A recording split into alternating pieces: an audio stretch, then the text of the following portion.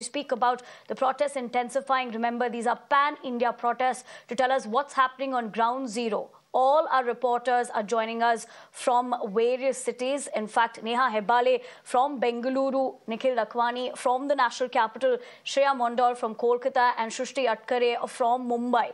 Let me first begin with you, Neha. For the past couple of days, you have been on ground zero, also talking to these doctors about the fact that how enraged they are. Because like we've said, these are healthcare workers at the end of the day who we entrust when we have any sort of an issue. And today, they find themselves in a situation to be looking at this gruesome incident, which is completely unfortunate that this is what we've come to be raising the basic necessity about safety at workplaces, Neha.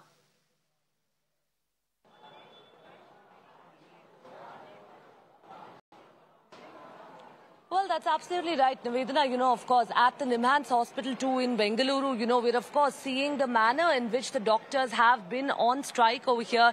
Remember, of course, they've gone on to boycott their OPD services as well over here, demanding a very basic right, which is safety of doctors on duty. Of course, this right now are visuals over here from the OPD, where, of course, the doctors, in fact, have gone on strike. It's only the senior doctors now who are attending to, in fact, the patients over here. You can, of course, see that while this is only the crowd that's actually spilling over outside the OPD, inside as well, there are massive queues of patients there waiting to be treated.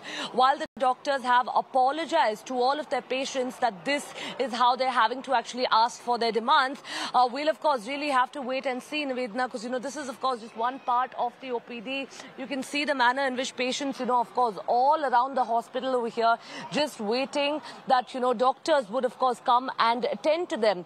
At the end of the day, of course, what really remains to be seen over here is whether or not the government right now would be giving in to the demands of these doctors, because one thing that they've made quite clear is that until such time that they are not given basic rights like safety while they're on duty, that they are not going to be going back to their services. Right. Right, Neha. In fact, as you draw things into perspective, you did mention as to how many of them had to apologize and they did feel like it was inconvenient to their patients. But I